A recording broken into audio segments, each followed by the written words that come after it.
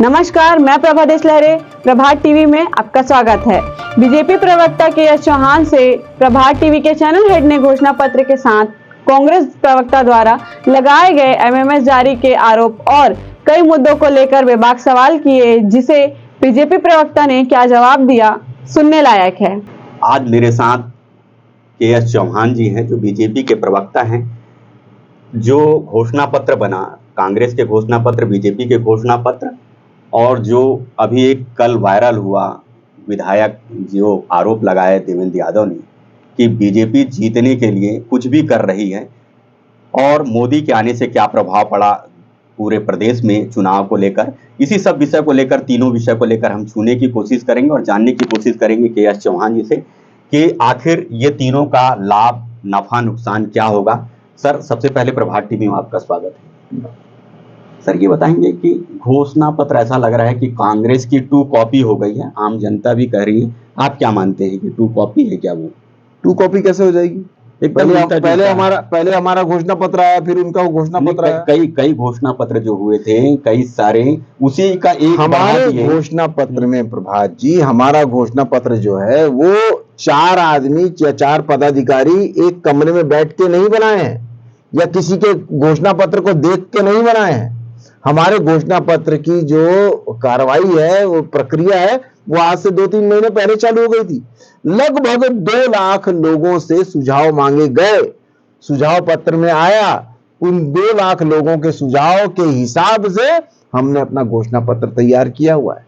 अब हमने जब घोषणा पत्र तैयार किया, उसके बाद आपने कांग्रेस पार्टी ने कैसे किया, आप खुद बताइए ना। आप अगर अपने कामों में, अगर आप अपने घोषणाओं में इतने पक्के हैं, तो हमारे घोषणा पत्र के बाद बीजेपी वही 2500 रुपए में धान खरीदने में तकलीफ होता था, अब इतना बढ़ा के लेगी, वो अब कैसे हो जाएगा? बहुत ही अच्छा प्रश्न है ये आपका, बहुत ही अच्छा प्रश्न है, क्योंकि सर्कमस्टेंसेस बदल गए। आज निर्यात बहुत ज्यादा चावल हो रहा है, तो उसके कारण भारतीय जनता पार्टी उस निर्यात की जो अच्छा हो रहा है, उसके कारण वो भारतीय जनता पार्टी उसका फायदा छत्तीसगढ़ की आम जनता को मिले, उसके लिए सोच रही है। तो मात्र किसान ही है कि और बाकी लोगों को? आप हमारा घोषणा पत्र देखिए, सर्वहारा के लिए है। हमने जो भर्तियां करवाई हैं, जो युवाओं के लिए भर्तियां कराई हैं, और हमने ऐसा नहीं बोला है, हमने उसमें समय सीमा रखी है कि 2 महीने के अंदर 1 लाख भर्ती, और हमने इसलिए बोली है कि 1 लाख भर्ती जो है वो 2,15,000 लगभग भर्तियां रमन सिंह की सरकार में हुई थी, उसके आधार पर हमने 1 लाख भर्तियां बोली है।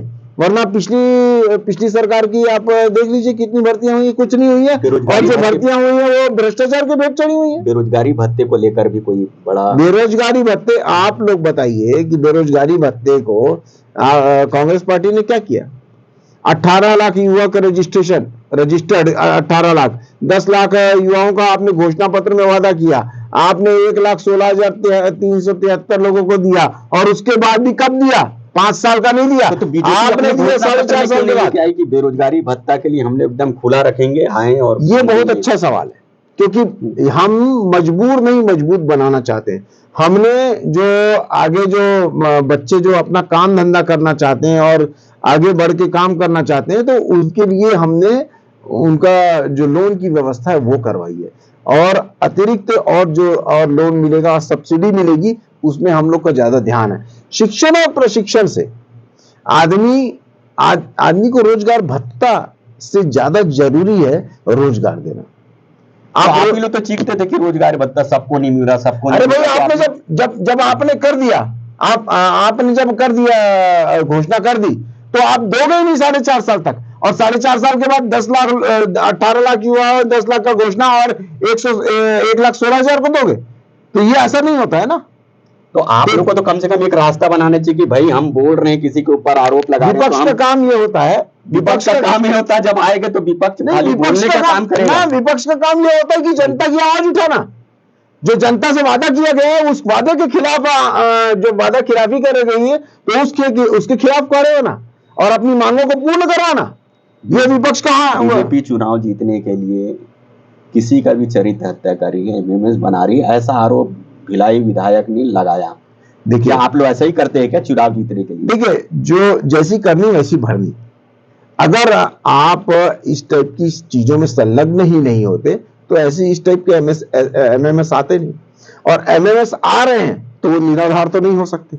और जब फैक्ट आ रहा है, जब एमएमएस आ रहे हैं, तो आप दूसरे के ऊपर लांछन लगा रहे हैं। ऐसा कौन सा आपके पास फैक्ट है भाई? ऐसा कौन सा सबूत है? आप यहां पर तो सबूत आपका पेश हो रहा है एमएमएस का। ऐसा कौन सा सबूत है आपके पास कि इसको अमुक पार्टी के लोग या अमुक पदाधिकारी या अमुक लोगों ने इसको किया हुआ है? आप ये बताइए ना।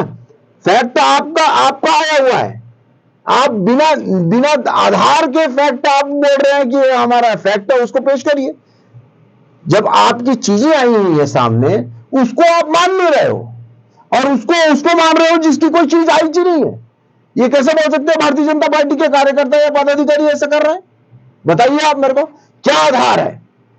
आधार उनका है, देवेंद्र यादव जी का है कि उन्होंने उनका एमएमएस था, है, वो है। लेकिन ये राजनीति से एक अलग चीज है, और हम समझते हैं कि हम पॉजिटिवली राजनीति में ज्यादा आगे बढ़े, और इन सब चीजों को हम लोग बहुत ज्यादा आने मत दे साथ में। लेकिन इसका मतलब ये नहीं कि आप किसी के पे भी आरोप लगाओगे कि भारतीय जनता पार्टी के कार्यकर्ता और भारतीय जनता पार्टी सामने आके लड़े। सामने आके तो लड़ रहे हैं। हमने कौन सा किया हुआ है? आपके ऊपर आरोप लगा हुआ है आधार के साथ, आप आरोप लगा रहे हो निराधार। ये तो अजब बात है। मोदी गारंटी, कोई और बड़ा चेहरा नहीं है, खाली मोदी गारंटी के दम पर फिर चुनाव में आप। मोदी गारंटी इसलिए क्योंकि मोदी ने काम किया हुआ है। अगर 18 लाख आवास का काम किया हुआ है तो उस चीज की गारंटी है कि पूरे भारत में 2 करोड़ लोगों को आवास दिया गया है। अगर हम 1 लाख युवाओं की भर्ती की बात करते हैं और 6 लाख और दूसरी भर्तियों की बात करते हैं, तो इनोवेशन 6 लाख इनोवेशन में भर्तियों की बात करते हैं, तो हम लोग इसलिए करते हैं कि 2,15,000 भर्तियां और 2,15,000 अनियमित कर्मचारियों को नियमित किया गया था। यह मोदी की गारंटी मतलब काम की गारंटी, जो मोदी ने काम किया हुआ है उसके हिसाब से गारंटी है वो। ऐसा लगता है घोषणा पत्र कारगर साबित होगा आप लोग का इस बार सत्ता में। घोषणा पत्र इतना अच्छा बना है, और दिवाली से पहले दिवाली की ये माहौल है, क्योंकि जो लूटा करती थी कांग्रेस, 4-4 किस्तों में पैसा दिया करती थी। आज आप खुद बताइए कि किसी को 3100 में, किसी को 3200 में 20 क्विंटल के हिसाब से मिलेगा, तो 1 एकड़ का उस किसान को 64,000 रुपए मिलेगा। और दूसरा, भारतीय जनता पार्टी जब देगी तो 1 एकड़ में 21 क्विंटल और उसके बाद 3100 में देगी, तो वो होता है 65,100। अब मेरे को आप ये बताइए कि 65,100 एक मुश्त में मिल रहा है और 64,000 4 किस्तों में मिल रहा है, तो किसान किधर जाएगा? अपन जनता को समझाने में कारगर साबित हो रहे हैं क्या? समझा ले रहे हैं? जनता खुद इतनी ज्यादा समझदार है कि उसने ही पिछली बार घोषणा पत्र के आधार पे अपना वोट डाला था। किसी पार्टी को देख के वोट नहीं डाला था, किसी प्रत्याशी को देख के वोट नहीं डाला था। आज तो जनता 66% जनता ये बोलती है कि हमारे को हमारा प्रत्याशी नहीं चाहिए, दूसरा प्रत्याशी चाहिए। अभी महादेव ऐप को लेकर बैन किया गया है, केंद्र सरकार ने बैन किया है, और ऐसे बहुत सारे। तो इन चुनाव के समय ये सब को बैन करने के पीछे क्या है? राजनीतिक लाभ लेने के चुनाव का इससे कोई संबंध नहीं था। जैसे ही ईडी ने वहां पर सिफारिश की, वहां पर बोला, तो केंद्र सरकार ने कर लिया अपना एक केंद्र सरकार का एक अपना सिस्टम भी होता है, एक प्रोसीजर भी होता है, उसके तहत उन्होंने किया। लेकिन आज मुख्यमंत्री जी बोलते हैं कि अब होश में आई है केंद्र सरकार, तो मैं ये बोलना चाहता हूं कि राज्य सरकार तो अभी भी बेहोशी में है। क्यों बेहोशी में है? 1.5 साल से आपकी कार्रवाई चल रही है, और कार्रवाई भी कब चलती है? जो 5,37,00,000 रुपए यहां से बरामद होता है। एक मिनट मेरी बात पूरी होने दीजिए। 5,37,00,000 रुपए यहां से ईडी बरामद करके ली जाती है, तब ये होश में आते हैं और 1.5 साल से दिखावे कि आप कार्रवाई करते हैं। जबकि आईटी एक्ट धारा 69A के तहत इन राज्य सरकार को बैन करने का अधिकार है। इन्होंने क्यों नहीं बैन किया, इन्होंने क्यों सिफारिश नहीं की, यह मैं पूछना चाहता हूं माननीय मुख्यमंत्री जी से। क्या इस चीज का आपके पास सवाल है, जवाब है? क्या आप बोलते हैं कि केंद्र सरकार आज होश में आई है, तो आज क्या आप बेहोशी में नहीं जी रहे हैं? खिलवाड़ करते हैं आप। और ये क्यों कर रहे हैं? क्योंकि आपके 508 करोड़ रुपए निकला हुआ है। आपने शराबबंदी क्यों नहीं की? क्योंकि आपके हजारों करोड़ रुपए आपको वहां से आ रहा था। आप लोग शराबबंदी क्यों नहीं की घोषणा क्यों नहीं की? देखिए, हमने पहले 200 की आबादी में शराबबंदी की, उसके बाद 500 की आबादी में शराबबंदी, घोषणा पत्र में क्यों नहीं आया? 1000 में आबादी तो पहले था, इस बार के घोषणा पत्र में क्यों नहीं आया?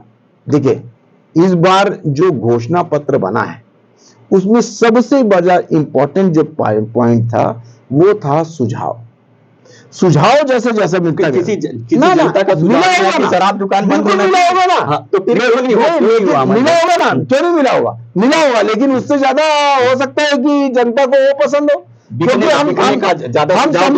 हम समृद्ध बनाना चाहते हैं। बिल्कुल, अगर हमारे को मौका मिलेगा तो हम करेंगे, जब भी जो भी चीजें होंगी। और हमने घटाई थी, इन्होंने 120 दुकानें और ऐड कर दी, 600 दुकानें थी 2018 में, आज 720 दुकानें हैं। हमने आपने देखा होगा, जब रमन सरकार थी तो हमने बस्तियों से बाहर कर दी थी दुकानें, ये अंदर लेके आ गए। क्यों लेके आ गए? पूरे प्रदेश से बाहर करने की घोषणा कर देना था आप लोग को, संकल्प पत्र में लाना था कि शराबबंदी हम आएंगे, हम जब भी घोषणा करेंगे तो उसको पूरा करेंगे, जिस भी चीज का वादा करेंगे उसको पूरा करेंगे। आपने तो वादा किया है ना, और उसके बाद आपने पूरा किया नहीं। एक जनता के मुंह में तमाचा मारा है कांग्रेस सरकार ने कि आपने उसको वादे को पूरा नहीं किया और फिर से दूसरा वादा किया। और जब पूछा जाता है कि शराबबंदी आपने क्यों नहीं की, तो बोले वो तो चालू है, पुराने वादे तो चालू है। मतलब इसका मतलब ये हुआ कि जो आपने अभी भी जो वादे किए वो 5 साल के लिए नहीं किए, वो चालू रहेंगे आपके वादे। आप करें या मत करें, ये हिंट दे दिया है उन्होंने। ये आपने सुना कि एस चौहान बता रहे थे कि उनका घोषणा पत्र कांग्रेस से बड़ा मजबूत है और जनता उस घोषणा पत्र पर जरूर विश्वास करेगी। प्रभात टीवी के लिए मैं हूं रमेश भगत।